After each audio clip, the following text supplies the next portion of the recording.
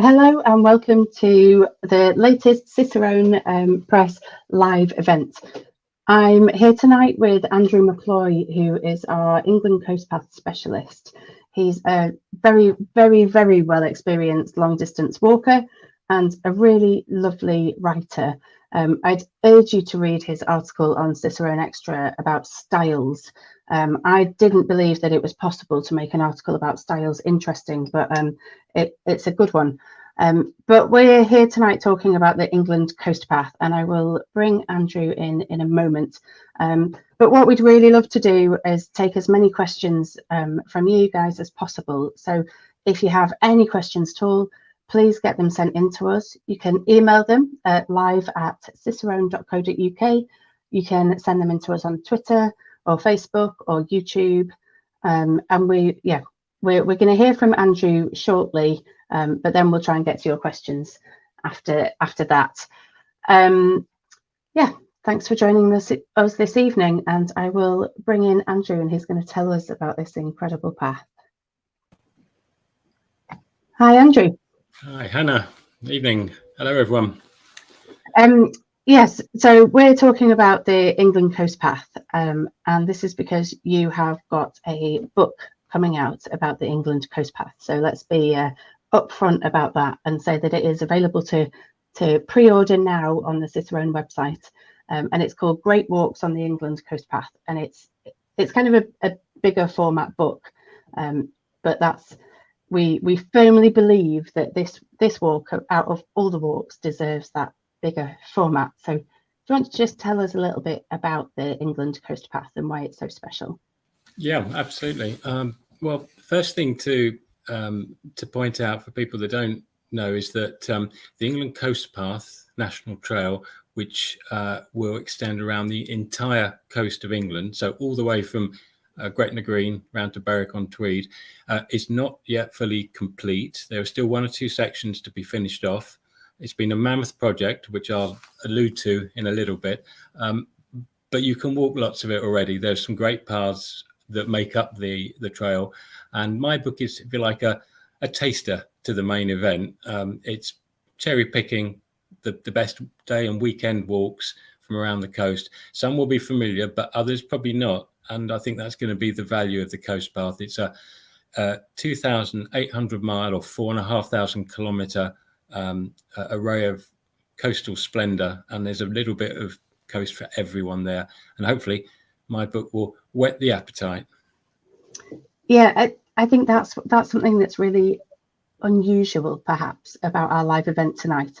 Is normally we're talking about places that actually only really a few people get to go to, if we're completely fair. I certainly haven't been to most of the places that we discuss on these events, but the England coast, like probably most of the people listening tonight have visited a part of the coast. So this is a real, it feels like it's a real path for loads and loads of people, that we can all find a part of the coast and enjoy it for us, which is a really special thing. And I think the connection between the England Coast Path and the people of England and people that enjoy it is something that you like to explore anyway. One of your other books is on the path, the people and journey behind the Pennine Way, and that's a really sort of lyrical look at the Pennine Way and the people that made it happen and what it's like to walk it. And it's a bit, again, a bit of a different book for Cicerone, but a really special one. Absolutely. Well, I mean, in some ways we're preaching to the converted, because everyone that goes walking knows that it's the best way to understand the countryside and the communities that are there, and the same on the coast as on the Pennine Way or anywhere else. If you go at walking pace and you're inquisitive and you're alert, and you walk with an open mind, responsibly, there's so much to discover, as well as just purely having a fabulous time as well. And I think the thing about the Coast Path is that its sheer length and variety means that there's something for everyone.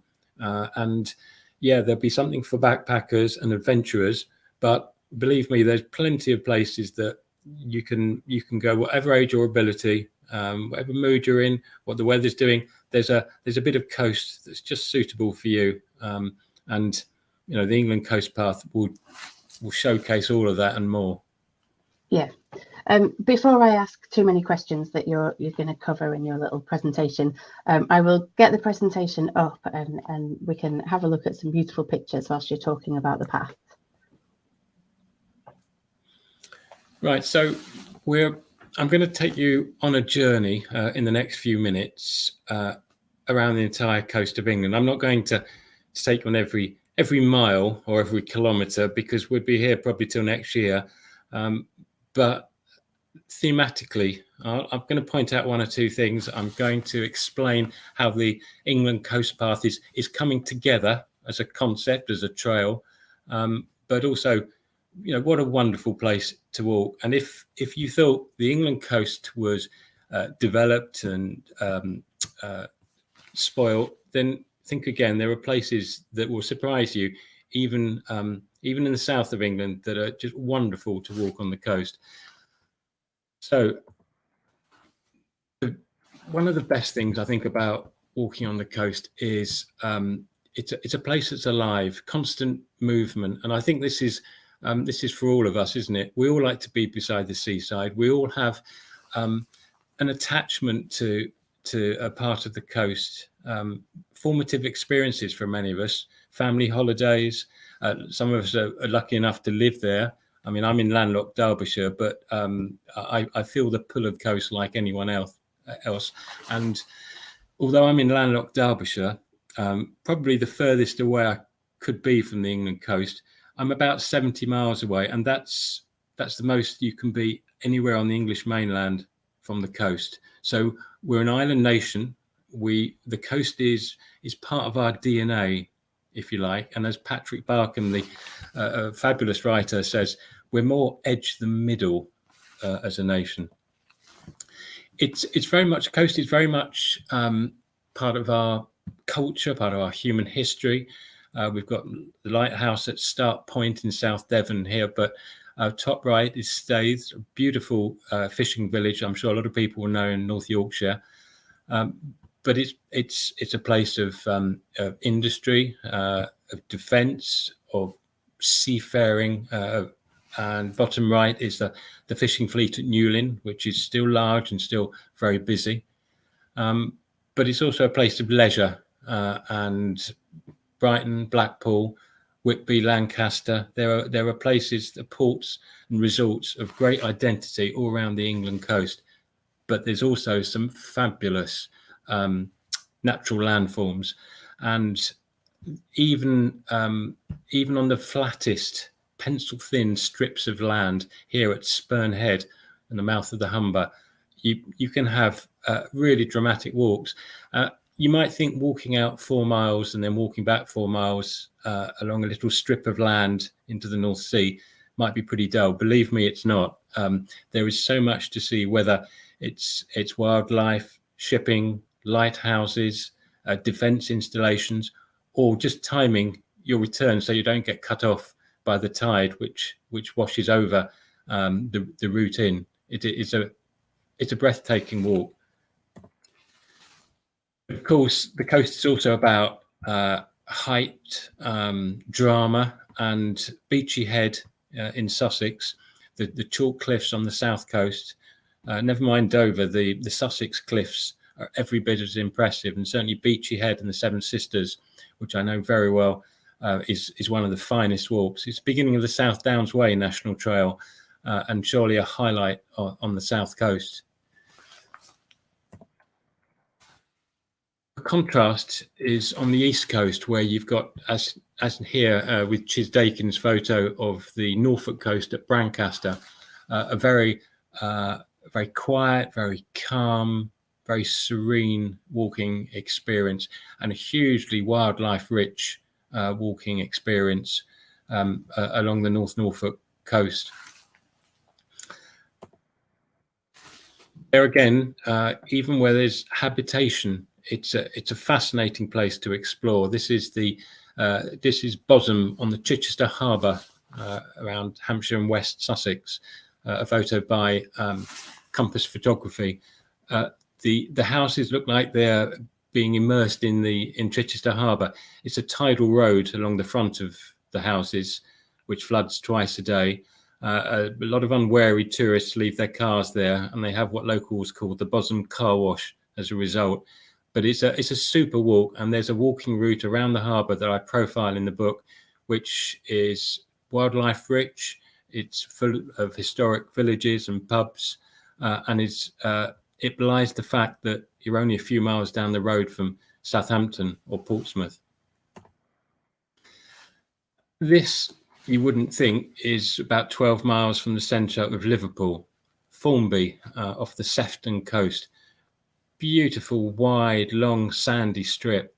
It's one of the walks in the book that was a real eye-opener to me. I enjoyed exploring the northwest coast more than I thought I would, and the Lancashire and the Cumbria coast is a largely undiscovered gem away from the likes of Southport and Blackpool. So onto the coast path itself.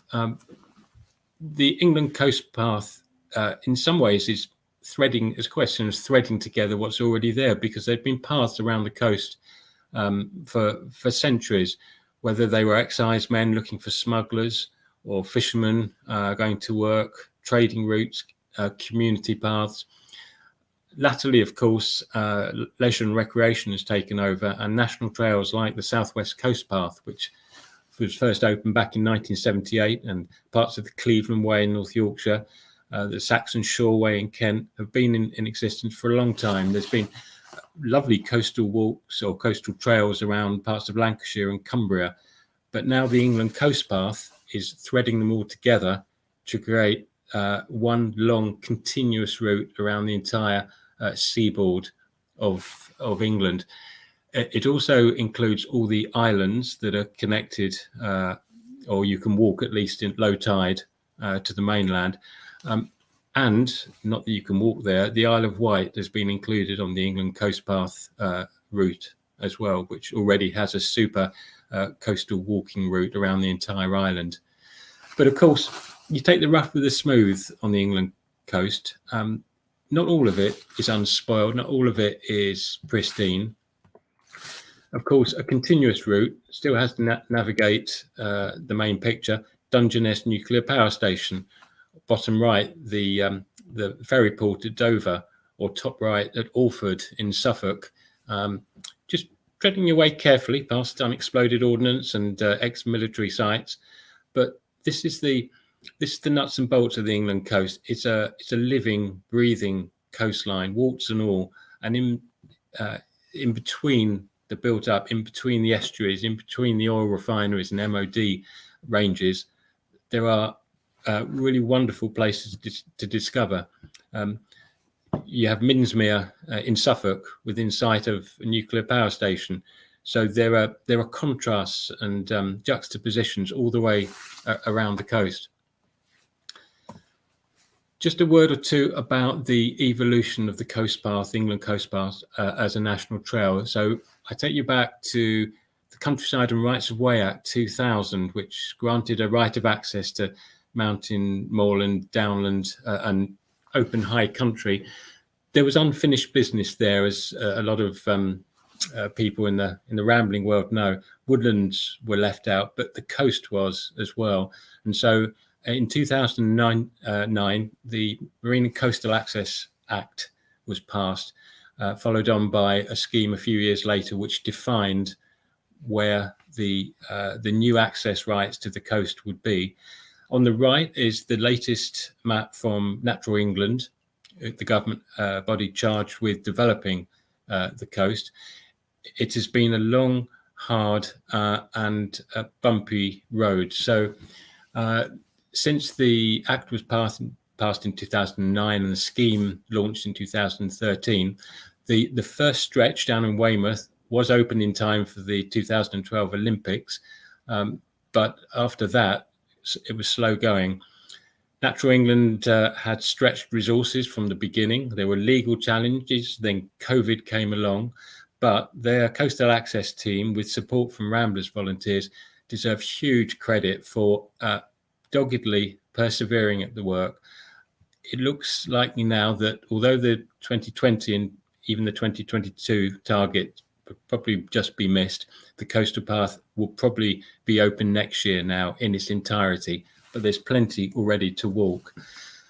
And the key difference between the England coast path and, say, the Wales coast path is that in England, the new coast path sits in an access strip, and this is one of the big differences, and really one of the smart moves in terms of defining English coastal access, because as you see from these images, top left on the Cleveland Way near Whitby, the chalk cliffs on the top right at Lulworth, bottom right in Lincolnshire on the crumbling east coast of England, and bottom left on the Lizard, where the path has rather quaintly foundered, as the local authority has described it. The English coast, indeed the coast as a whole, is suffering from changing sea levels, weather events, and the steady creep of climate change. So the legislation that created the England coast path created, in effect, an access strip around the coast where you had a right of access and where the national trail will sit, so that when the path needs to be realigned after a landslip or inundation, then the path can be moved back within that zone relatively easily, and walkers will have hopefully continuous access. So there's a flexibility built into the new national trail, which is very smart, very inventive, and hopefully mean that the route can be sustained for years to come. Of course, lots of people have been walking the coast already. As you can imagine, as a keen long-distance walker, writer, reader, I've got plenty of books by some adventurous and some really quite driven walker writers. John Merrill, bottom left, walked around the coast of England, Scotland, and Wales as long ago as 1981. Shally Hunt, John Wesley, and Spud Talbot Ponsonby have all followed suit, walking around the entire coast of Great Britain. And this was years before the England National Trail, Coast Path National Trail, was even really dreamt up. We're talking quite a long route, of course, and these walkers had to follow the best they could around the edge of the land. 2,800 miles, give or take a few, is the estimated length of the England coast path. Of course, if you add on the Wales coast path as well, then you'll have a continuous coastal walking route around the entire shores of England and Wales, coming to something in the region of 3,665 miles or 5,899 kilometers. Bit geeky if you want to know those stats, but believe me, there will be people watching this thinking, oh, now there's a challenge and a half. Of course, not everyone wants to walk hundreds or thousands of miles. Arguably, I don't. But what I do enjoy is the fact that the English coast is accessible, and deliberately, most of the walks in my book are accessible by public transport. Indeed, a number of them are designed to use a bus or a train to get there and back. This is the splendid Coast Hopper bus that plies the North Norfolk coast. It shadows the coast path pretty much the whole of the way, and is just the perfect way to sustainably get from A to B and back again, enjoying the comfort of a bus ride at the end of the day. Likewise, there are great bus services around West Cornwall. There's a fantastic coastal line, railway line around Cumbria that I'm sure many of you will know, the Cumbria Coastal Line, as there is on the Mersey and Sefton coast as well, Merseyrail's line. There's no excuse. The England coast in many places, not everywhere, but in many places, is readily accessible. This will be a versatile national trail that you really will be able to get to and to enjoy without having to take your car at every opportunity. Of course, the England coast path, some of it is not so accessible, but there'll be plenty of surprises along the way. This is Viv Crow's wonderful photo of Black Combe from Warney Island. Warney Island was a place I'd never been to before, off the coast at Barrow in Cumbria, edge of Cumbria. It's connected to the mainland by a bridge. It's a wonderful 16-mile round island walk on the England coast path, which is pretty much deserted. The habitation is in the middle of the island. There's nature reserves either end. There are views like this to die for, and it's just one location out of many on the England coast path. You think, really? I've never been there. I didn't realise that was so beautiful. I recommend the Creeks of Essex, County Durham's Cliff Path, Chichester Harbour you saw earlier. Even the Wirral around the Dee Estuary is a wonderful little walking strip.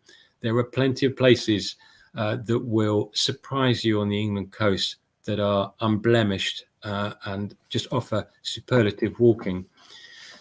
There are plenty of places I'm sure that will be familiar, but you just keep going back to again and again for their natural splendour.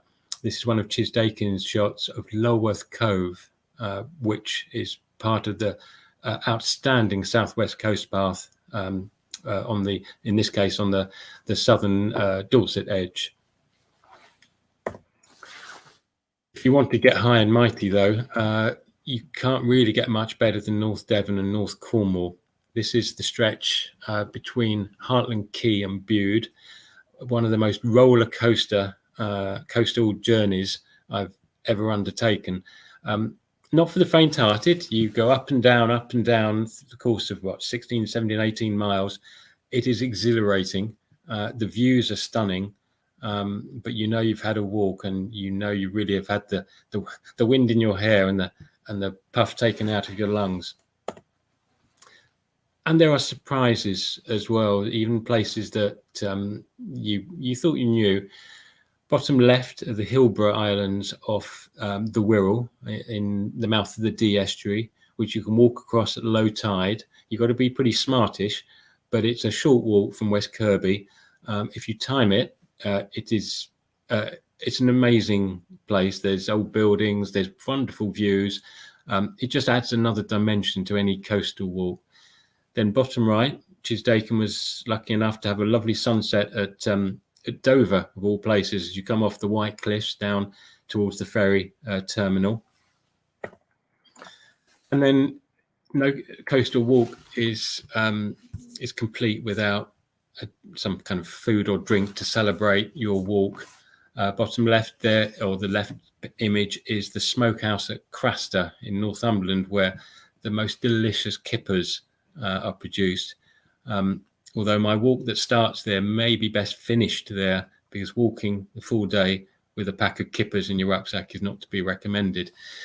Other walks in the book where I invite you to dally at Cromer, where in season the crabs are wonderful, and certainly down in Cornwall as well. But you can't beat fish and chips at the end of the day on a resort or in a port. And for the record, Bridlington and Penzance, they're the best fish and chips I've had on my coastal journeys so far, but I'm sure everyone will have a different view of that.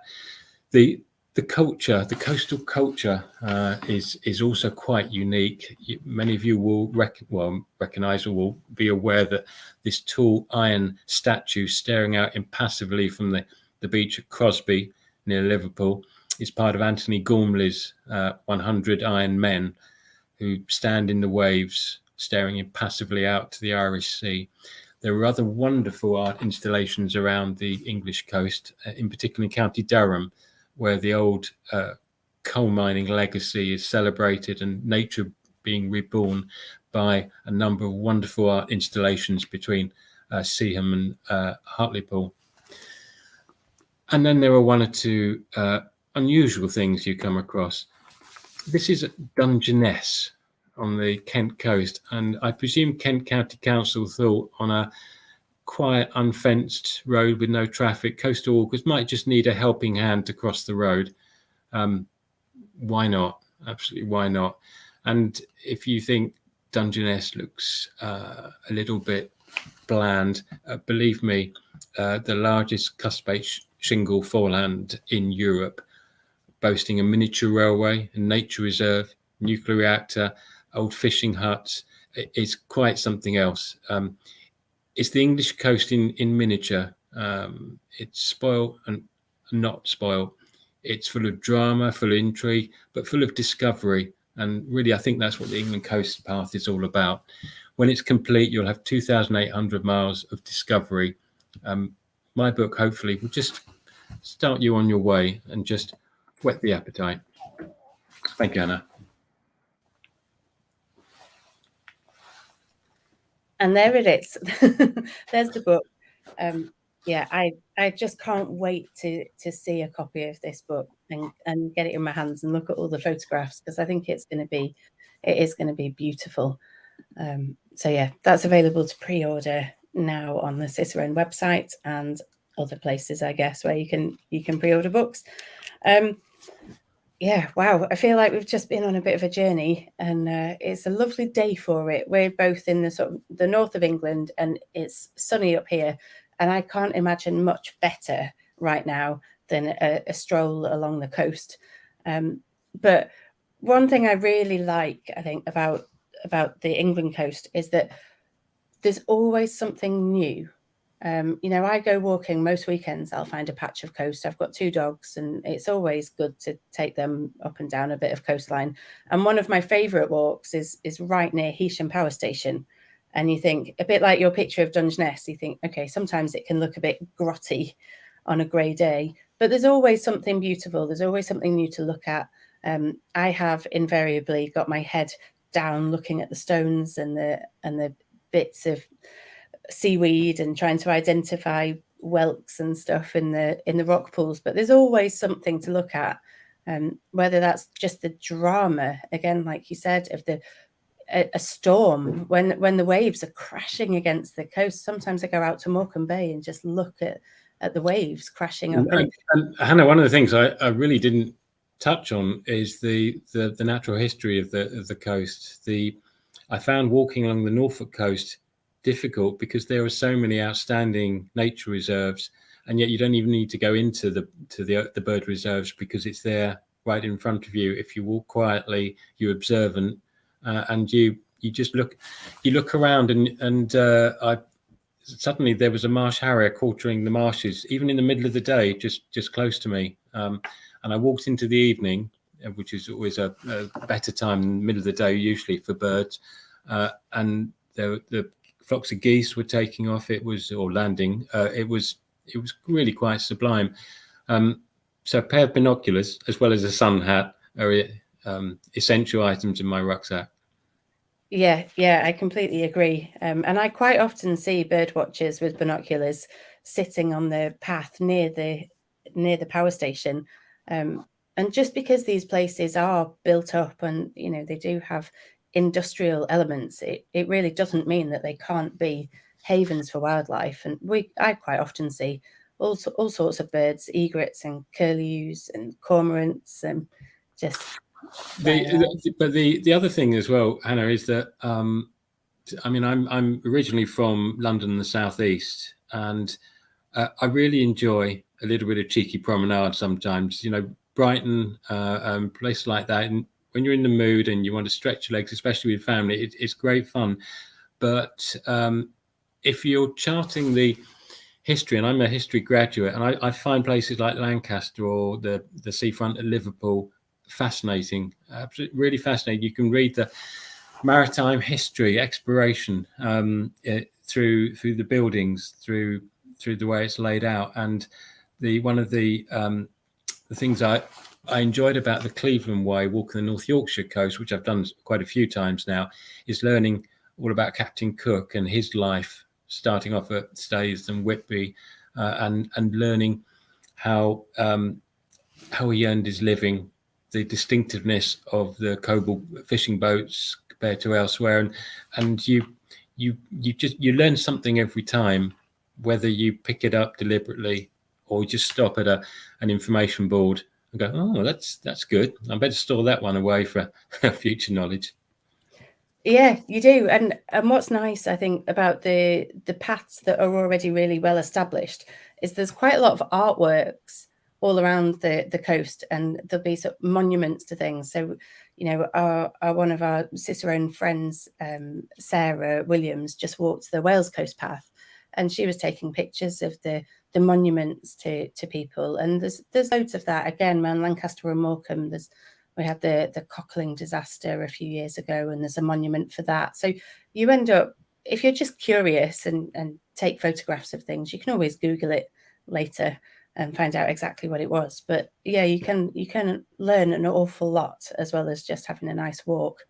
The other thing that I really liked that you said was that we're more edge than middle. That's what a lovely quote. Patrick Barkham, who's written a lovely book of his coastal walking experiences and growing up on the coast, and it's very true. I think a lot of us have that deep personal attachment, whether we live on the coast or we just holidayed there as children. And there's something, I don't know what it is about the coast. I've tried to identify it, and I've touched on it in the introduction to the book. I think it's the constant movement and the fact that all your senses are engaged when you're walking on the coast, whether it's the smell of the seaweed, whether it's the constant moving of the waves, or we love to do, we go barefoot walking on the shingle or the sand, so there's that touch as well. It's a way that it engages all of our senses, and there's something I think deeply therapeutic, almost sometimes romantic, about being by the coast, whether you're with others on your own. Is something that is soothing, just as much as at other times the coast is fearsome and dramatic. And you're talking about monuments and memorials. I was not surprised, but I was taken aback walking around the coast of Cornwall and Devon, how many memorials to shipwrecks, how many mariners have died off the coast, just of those two counties. The shipwrecks that have taken place is just astonishing. And again, I chronicle some of those in my book as well. And the work even today of National Coast Watch Institution and Trinity House lighthouses. It's again so much part of the story of coastal walking, a story of coastal adventure.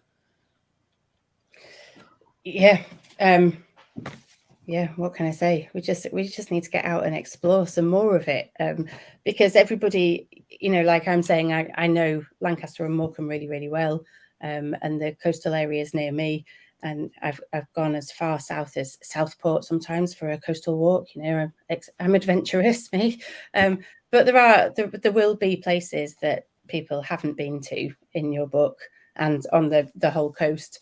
And that's quite exciting, that you can just go and find something new and explore somewhere new. And I really think that if people just dismiss the England Coast Path as, well, I know the coast. I've walked Southwest Coast Path, or it's all built up in the southeast, or the northwest is really about the lakes. No, it's not. There is something to discover everywhere. So one of the revelations to me was not just Walney Island off Cumbria, but the creeks and the marshes of Essex. So not that far from London, quite built up southeast, and yet you go out to Bradwell and Sea or somewhere like that. You could be miles and miles and miles away from anyone, and it's the kind of place that feels remote. So when the mist comes in, it's about like Dickens describing the North Kent marshes. It's eerie, it's quite spooky, but it is really atmospheric, and the walks might not be dramatic in terms of height gain, but in terms of atmosphere and memories, they're better than anywhere else. I went on we had a trail race once in Southport, and we were just running through this lovely pine forest, and then we opened up and we came out onto the beach, and it was like golden sand and sand dunes, and I had a really weird experience of thinking, have I just gone through some weird portal? I'm on holiday somewhere. And people that think that they know all of the coast path, I think probably there's still something new that you can discover. And I suppose there might be people who are thinking, why do I need a guidebook at all? You just turn up to the coast and you just walk up and down it. And, you know, to an extent, that's true for a number of guidebooks. You can follow signs and you can get a map and you can just go and walk. And I think one of the key things with your book is the curated element. It's somebody who's walked an awful lot of the path and chosen some really, really special parts, because not everybody is going to be able to go off and walk 2,800 miles.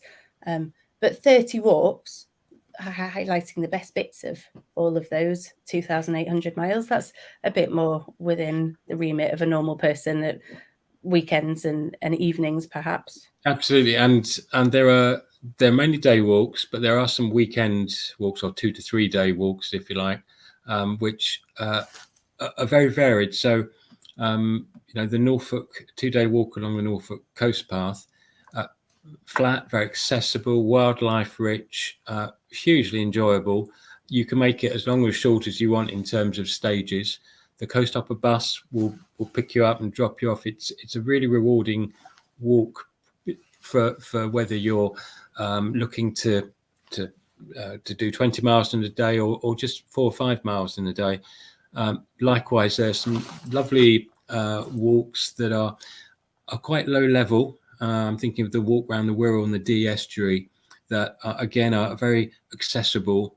You can get to quite easily, and there are walks almost for any weather, and certainly for all comers. But at the other end of the scale, and this is the variety of the coast. You can walk parts of Cornwall or North Yorkshire, or even bits of the County Durham cliffs that are really quite challenging and exacting, and you can have that roller coaster experience, which is wonderful, and that dragon slaying experience.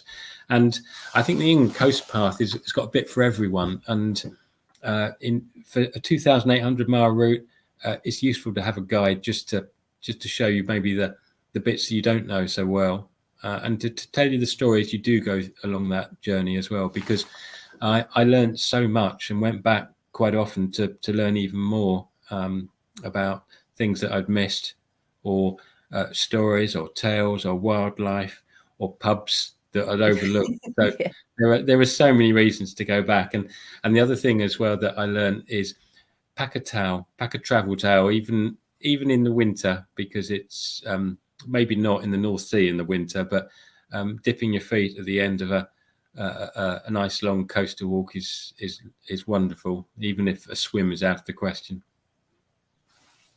Yeah, good top tip. Yeah, I don't think I would need a towel for any swimming potential, but I always end up falling over when I go to the estuary near me. I always end up skidding in the mud and having a slightly more immersive experience than I planned, has to be said.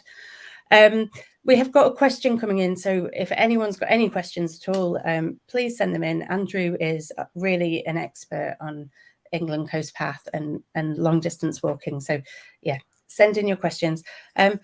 We've got one here, and I think it's a bit tricky. We've talked a little bit about how the England Coast Path compares to other coastal paths, and it's asking the difference between the England Coast Path and the Wales Coast Path, and then the Brittany Coast Path. And I don't know whether you can list the differences, or whether actually it's the England Coast Path is 2,800 miles. It's a 5 mile stretch is going to be different to the next 5 mile stretch. So, yeah. I'm not too familiar with the Brittany Coast Path, and I wish I was. I know there's similarities in terms of the scenery and the walking experience to Cornwall, of course, and the southwest. But I think the interesting contrast is between the England Coast Path and the Wales Coast Path. Both fantastic routes, and I think the Welsh government deserve enormous credit, and Natural Resources Wales for developing the Wales Coast Path so quickly, and it's been such a success. In some ways, I think it's probably spurred on the development of the England Coast Path, but in terms of how they're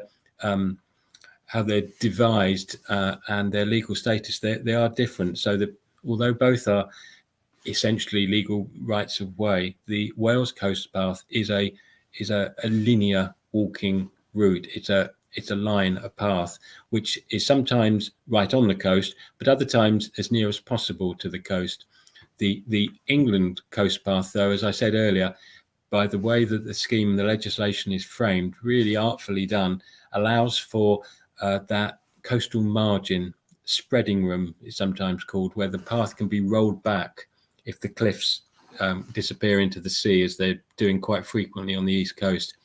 And that coastal access strip also confers wider right of access to foreshore where it's safe to do so, with a few exceptions, of course, around private property and military and nature reserves and so forth. But there's a wider right of access and hopefully a more flexible English route, which gives it just a little bit more versatility. But as a continuous walking route, when both routes are complete, or the English one is complete, it would be quite amazing to walk around two home nations, England and Wales, continuously. There will be someone desperate to do it and to say they've done it for the first. But the access overall to the coast of England and Wales that it now allows is going to be fantastic. More and more great walking. Yeah, and we can see the success with the Southwest Coast Path and the Wales Coast Path. You know, so many people walk those as complete routes. They do. And the Southwest Coast Path, I've been a member of the association there for many, many years. It's also been a great economic boon for the Southwest as well. It is a selling point of visiting the Southwest, the fact that there is this wonderful, accessible, well signposted, well looked after coastal path for 630 miles around the entire Southwest coast. And if you can magnify that and think, well, a few years down the line, that's the rest of England. You know, some of it won't be quite as dramatic. Some of it might be a bit more problematic, but that's the opportunity and the accessibility that this new ambitious national trail is going to present.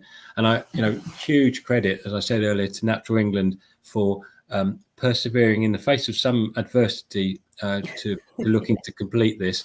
It's not yet done. It's going to take a little while to do every section, but they're making great progress, aided by volunteers from the Ramblers who have helped plotted the route.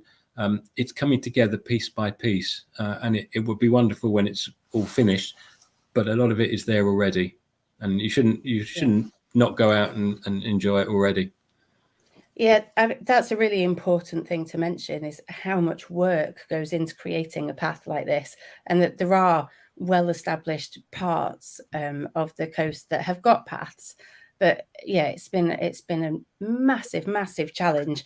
And you know, I was jokingly saying to you the other day that if they'd have known that we were going to have Brexit and COVID, I can't imagine that they'd say, do you know what would be a lovely side project whilst this is going on? Let's try and do a path around the whole of the England coast, because it is massive. It's a massive amount of work. But the prize at the end of it is enormous. And you know, we say that hopefully with some pride as well. England will have the longest coastal path in the world, circling an entire country.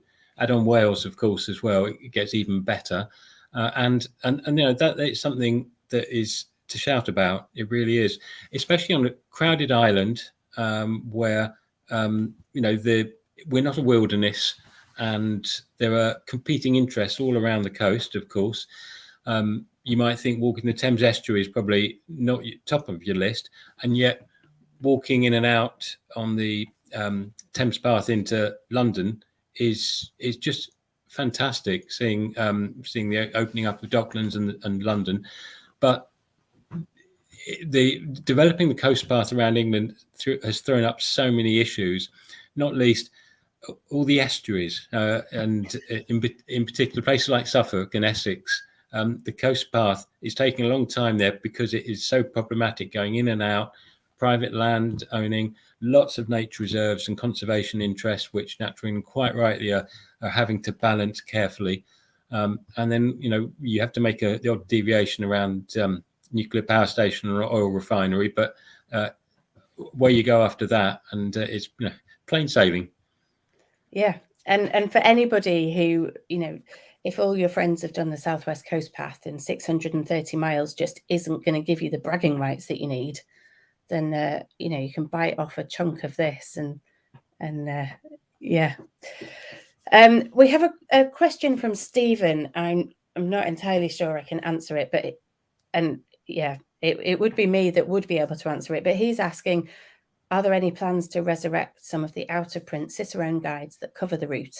For example, the Cumbria Coastal Way. It's a really interesting question. I think, eventually Cicerone will be having guidebooks to slightly more guidebook versions of walks similar to the Southwest Coast Path book that we've got.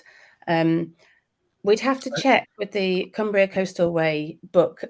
Once we have made a book out of print, the copyright reverts to the author. So we'd have to check who had written that book and what it was like. The other thing is that once it's out of date, once it's out of print, we then don't look after it at all regarding updates. So it might be out of date. And even if it was only a little bit out of date, I know that you're saying it's relevant, but if there's a bridge that's washed away that saved you lots of miles, it would end up being really, really frustrating, really, really quickly to get to where you thought you were meant to be crossing a bridge, to realize you had a 14-mile diversion. So I don't think that making copies of those books would be helpful. I think probably you're better off stitching together the information that you need from maps and from Andrew's book and other information that's out there. The other thing to bear in mind there as well is that as part of the development of the England Coast Path, Natural England have been brokering new sections, entirely new access sections of path, where appropriate, putting in new bridges and access points. So routes such as the Cumbria Coastal Way or Cumbria Coastal Path, there is now a new and improved route in some places. So around Ravenglass and on the south side of Cumbria in particular, the coastal walking experience has been enhanced enormously by the progress that the Natural England team have made in charting a sustainable but new and enjoyable route, which probably renders some of the older guidebooks to the previous routes around there more obsolete. I think they're more as historical items than anything else, because we'll end up with an England Coast Path where you'll have a Cumbria section that is then the final defined and probably the best route you can have, as you will have elsewhere, and previous component paths, if you like, will be an older version. Yeah, I mean, with the Wales Coast Path, we've still got guidebooks to chunks of the path that existed before the Wales Coast Path. So, yeah, I think it will be. It's an interesting question, but don't forget as well that Southwest Coast Path and Norfolk, Cleveland Way, South Downs, they've all got bits of national trail that will overlap or run concurrently. So there would be books covering, doubling up and covering the same ground, but the England Coast Path National Trail will be that glue, if you like, that binds it all together, which is the exciting bit. And where the funding is, I guess that's a critical point. That's where the funding is. That's probably where the path will be. But yeah, interesting question. Thank you for asking that, Stephen. Okay, we have another question that's just come in. We've still got a few minutes left. If people do want to ask questions, please do send them in. I think you've touched on this already, really, but how easy is it to do the England Coast Path with day-to-day public transport options? And a really good question, and it's something that has motivated me in terms of approaching this book. There are a handful of walks, especially in places like North Devon, that are almost impossible to get to by public transport, or bus timetables seem to chop and change almost on a monthly basis, which is really frustrating and doesn't make the work of a guidebook writer plotting sustainable routes very easy. But for plenty of other routes, I've tried to work on routes that you can pretty reliably get to by either a mainline bus service or a train route that clearly is quite fixed. So the County Durham route, for instance, between Seaham and Hartlepool, there's a really regular fast service up and down the coast with you from the one end to the other. Likewise on the Merseyside coast as well.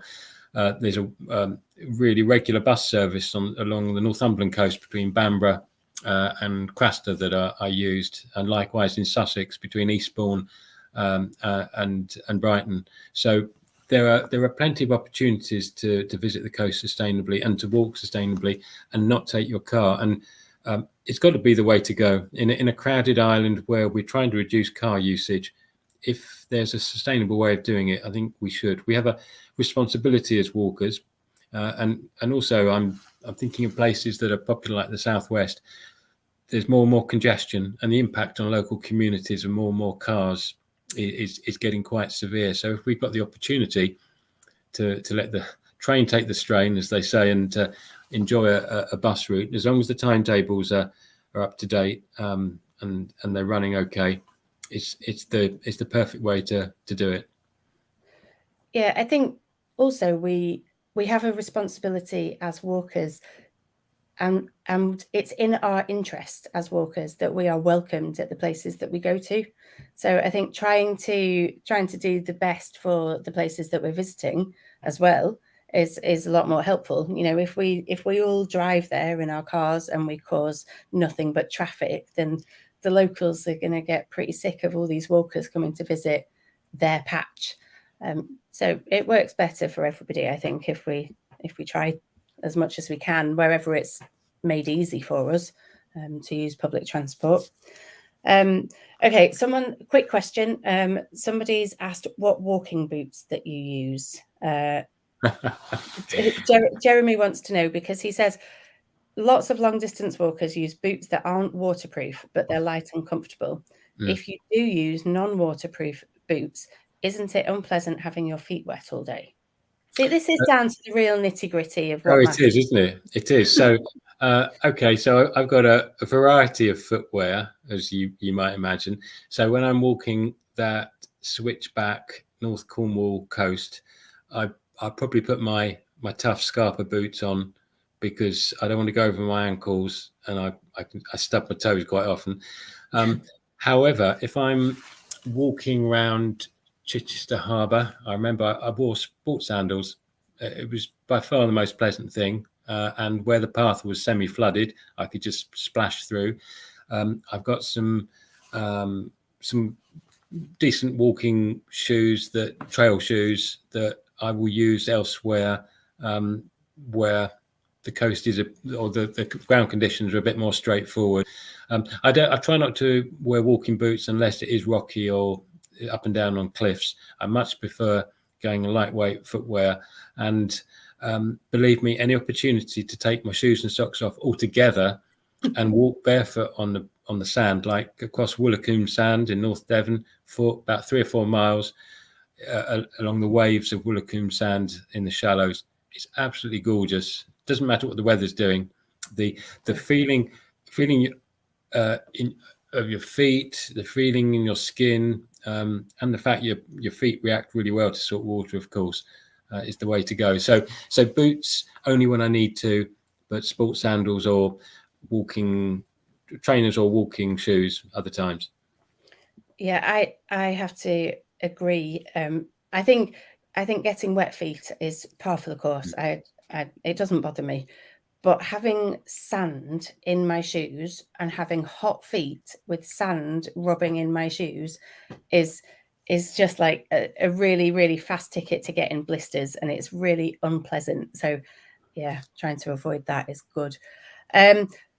Wow, another really, really tough question. We're going to have to just rattle through these. So if you can try and answer this briefly, I don't quite know how possible it's going to be.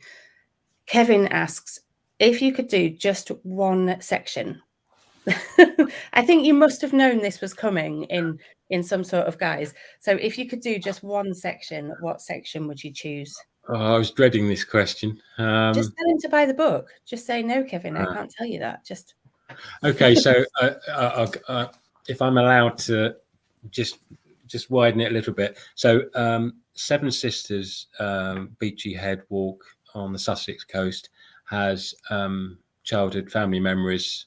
We went down there from South London, and it's not my playground, but I just enjoy the almost childlike fun of going up and down those roller coaster chalk cliffs. It's just a very basic, enjoyable, easy walk, rewarding walk. I will go back to the high cliffs of Cornwall and Devon for that really high-powered roller coaster, windy, full-on experience of Southwest walking. But then I don't think I could beat walking along the deserted sands of Northumberland between the castles and the fishing villages for that other experience. So I'm afraid to say it's whatever mood I'm in or who I'm with, or so there's not one, I'm afraid. Yeah, I knew that was going to be a tricky one. Right, in 1 minute, is it possible to get luggage transfer between places on the route? As far as I know, only on existing coastal trails like the Southwest Coast Path. I think that's really where the baggage transfer companies really serve. I'm hoping as the England Coast Path takes shape and areas become maybe more popular, then others will develop. But at the moment, I think it's limited just to one or two of the big trails, coastal trails. Yeah. That's great. Thank you. Right. How long would it take to walk the entire path? Wow. No, that's a really good question. Apart from the obvious, how ambitious or how fit or how crazy you are, if you're John Merrill, it won't take you very long at all. But if you want to stop and savor it, I don't know. That's a really good question. I would have thought 3 or 4 months, something like that, possibly. But I'd imagine the England Coast Path will be a bit like Land's End John O'Groats, which I've written about as well. Plenty of people will make it a lifetime's ambition and will do it in installments. And I think that's how ultimately I will do it. I will go back and do another little bit, thread it together section by section, or maybe do the South Coast or the East Coast or East Anglia. That's how I think it will start breaking down, because 2,800 miles, it's a big ask for most people in one go. It is a big ask. And with that, I think the best place to start really is, at the moment, if you've got an interest in walking any of the England Coast Path, get yourself a copy of this book. It is bigger than a normal Cicerone book. It's not just a guidebook. It's got beautiful pictures. It's a really inspirational book as well. It will really help you choose somewhere special to explore. And please keep in touch with us and let us know what you thought of it. Let us know what you think of the walks. I'm quite excited to see this develop, and I think it's really nice that we've seen how this has come from being an idea to a fully fledged path. And this book is just a part of that. And then hopefully when it launches next year, we'll be able to celebrate the launch of the full England Coast Path and the longest coast path in the world. I think that is something to be proud of. Yeah, it's exciting. Thank you so much, Andrew, for being here tonight and for telling us about the path. It does look fantastic. I think everyone's going to be a little bit inspired to go and absolutely. And there were lots of photos that I'd love to have shown and spent the evening showing you, but I didn't, because that's what it's about. It's such fun and such interest to walk the coast, and this is just whetting the appetite for the main act that will come along. But in terms of the curtain call, it's a good place to start. Yeah, And we do from time to time, we publish articles by Andrew on the Cicerone website, so you can have a look there. I do recommend Styles' article, but we will have a couple more articles about the Coast Path, and we will be turning this live event into a podcast, which will be published in a couple of weeks, so you can listen to that. We send out a newsletter once a fortnight, sorry. So you can sign up for the newsletter as well to keep in touch with the things that we're up to. And you can join us next month. We'll have Paddy Dillon back and we'll be talking about Guernsey. So yeah, very coastal, but not England. So yeah, thanks so much for joining us tonight, and we will see you soon. All right, take care. Good night. Thanks, Andrew. Good night.